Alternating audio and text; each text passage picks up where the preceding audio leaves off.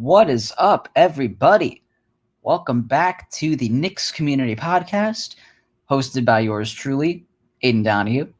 And now I'm going to be back here doing weekly episodes. I want to be more consistent on the YouTube end of things. Obviously, I've been dropping tons of content on the Instagram. And today I really just want to begin, what is now going to be weekly episodes by just kind of sharing my thoughts on this upcoming Knicks season, an overview of what's been happening with Knicks Twitter, Knicks media, and let's just get right into it. Obviously our last episode was the most recent interview with Papa Left of Knicks Fan TV, and so many things has happened since that interview. Just like this. The Knicks signed this offseason Kemba Walker and Evan Fournier. I had the most New Yorker reaction, I think, out of anybody to the Kemba Walker signing. I'm up in the morning, I'm eating my bacon, egg, and cheese, and all of a sudden, I get the tweet of a lifetime. Kemba Walker's going to do a buyout with the Thunder and sign with the New York Knicks. I was in shock. I could not believe it. Cardiac Kemba from the Bronx to MSG, from hitting that step back crossover at UConn during the whole NCAA March Madness year that year. It is just truly incredible to see a true consistent starting point guard back in this team. When has Knicks fans ever been this excited for an upcoming season? Obviously, of course, we got, I'll pull up the picture again. We have Evan Fournier signed here as well. I think that I love the acquisition, but I think we gave him a little too much money. Obviously we signed him for I believe it was a 4-year, $74 million deal, around that range. So I definitely think it was a little too much money, but don't get me wrong. I love the acquisition, and these guys can definitely fill areas of need that we needed from last year. We need guys to create space and create their own shot. Obviously we need scorers, which these two guys exactly are. Kemba Walker coming off an injury-filled season with his knees, still consistently scoring 20 points per game. Evan Fournier coming off an incredible run with France during this year's Summer Olympics. He's living rent-free in Kevin Durant's head, saying that he needs a barber. Obviously everybody knows the video of them getting into it last season when Fournier was on the Celtics, and so on and so forth. So the Nets rivalry will definitely be interesting. And I guess in terms of rivalries, obviously we're going to be playing the Hawks Christmas Day. Me being at every single playoff game, I witnessed Trae Young dismantle this Knicks team. But in terms of the Hawks and Knicks media, a lot of Hawks accounts have been coming out with, let's just say, some similarities between some of the big Knicks content creators like Knicks Fan TV. Here we have Hawks Fan TV saying, in all honesty, the entire Knicks franchise should be thanking the Atlanta Hawks. The only reason the Knicks are somewhat relevant again is because they got beat 4-1 by the Hawks and Trae's villain narrative was born. Knicks owe the Hawks a big thank you. This is not the case. Absolutely not. It's like I just said on Die Hard. I was about to say Die Hard Hawks. Die Hard Knicks podcast with Eru. When State was talking about RJ Barrett being a Hall of Famer, he's going to be probably a future Hall of Famer, but you cannot determine that from year 3, like I said before. I said, look, you don't see the Die Hard Hawks podcast talking about Trae Young as a Hall of Famer, and now you got Hawks Fan TV. I'm sure you have a Hawks Central now, so it's just, it's annoying, but it's also really exciting just to see, the Knicks back into a crazy rivalry. Obviously, my dad and my, family obviously remember the days of Reggie Miller, just absolutely destroying us. And now, this generation has Trae Young. So Christmas Day at MSG, Hawks versus Knicks, going to be very, very, very exciting to watch. Will I be there? Who knows? It's going to be Christmas Day, so I don't think so. But in terms of other good things that we have seen so far, let's talk about the Knicks Summer League. You know, I mean, we drafted Quentin Grimes, Miles McBride, Miles Deuce McBride, and Jericho Sims. And Rokas, I can never pronounce his last name right, but it's like Rokas. I don't know if he'll be on the main roster. He's back in Europe, playing for, I think, at FC Barcelona, I believe. And it's a very, very, very exciting time. When have we seen a Knicks player in the Summer League score 23 points per game? Look no further in Obi frickin' Toppin. It's just it's.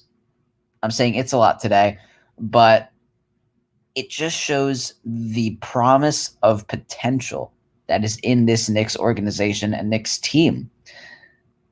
I'll pull it up again. You got guys like Quentin Grimes, who, I definitely had a lot of strong outings with, he had, I believe, 18-point games, pretty much near 20-point per game, 20-point games across this NBA Summer League.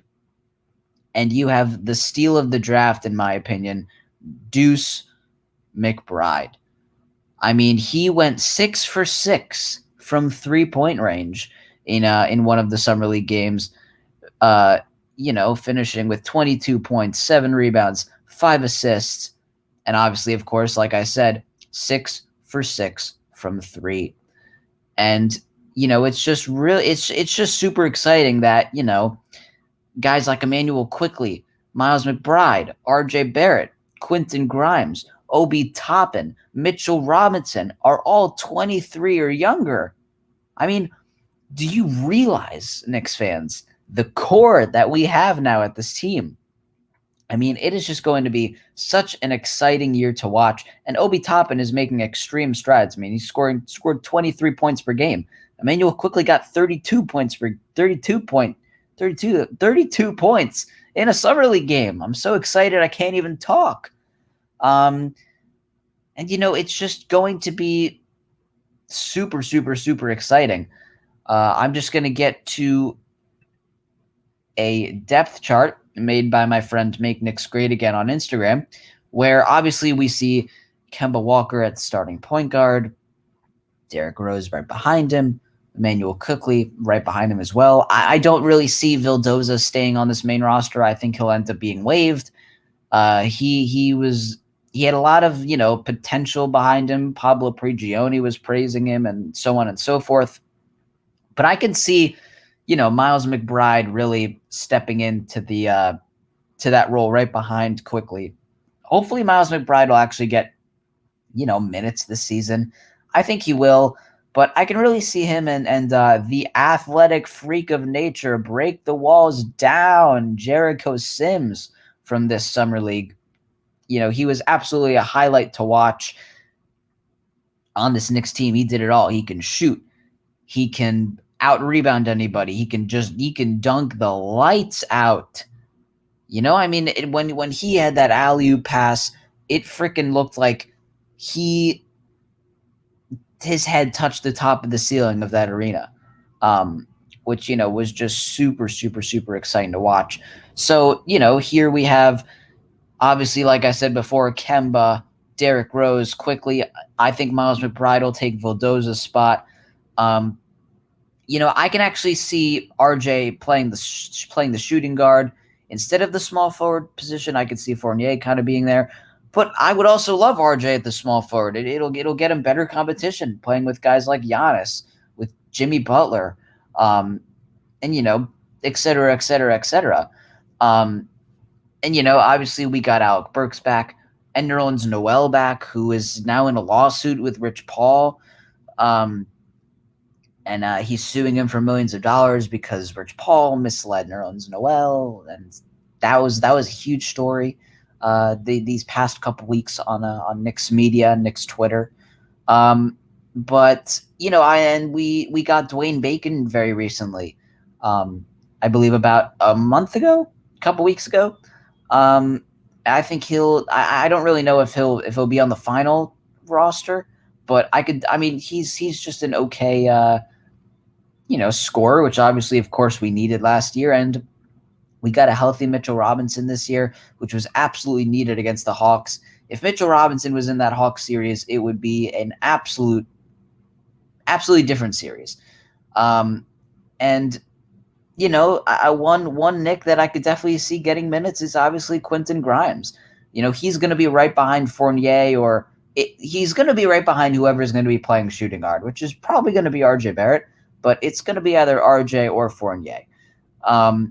And I'm excited. What I really loved from Quentin Grimes this summer was just shooting and just, again, potential that we saw from him. Same with Miles McBride. But if I were to determine the final roster for like when this season is all done, I can see it being Kemba. I'll go from position to position. Kemba, Derrick Rose, Emmanuel Quickley, McBride. I'm going to have RJ at the shooting guard, Quentin Grimes, and Dwayne Bacon. It'll depends on how we do, but maybe I'll just put in there just to have somebody at that position. God forbid if RJ and Grimes goes down, then Dwayne Bacon will have to step up. I can see Fournier being at the small forward, and I love Alec Burks back on this team. He was so helpful for us. And I know, look, me and State, like you guys saw on the Die Hard Knicks podcast, we'll go back and forth on it, but Alec Burks was really that closer for us in some of those games. In game 1, he was our leading scorer. Got like 25 or 27 off the bench. And yet they still gave Julius Randle the ball for the final play, and Alec Burks was inbounding the ball. Just stuff that left Knicks fans very, very, very confused and questioned for sure. Kevin Knox, it pains me, but I don't see him getting minutes on this team. Look, he's shown us hustle. Don't get me wrong. For the little 3-minute kind of highlight reel that the Knicks showed of him, he was diving for balls.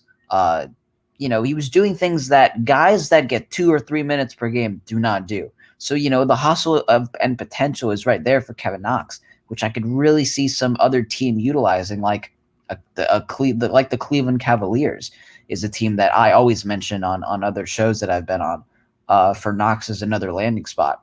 But I really just think that he should be traded, and he's just going to thrive in another team. Look at Ignas Brazdeikis.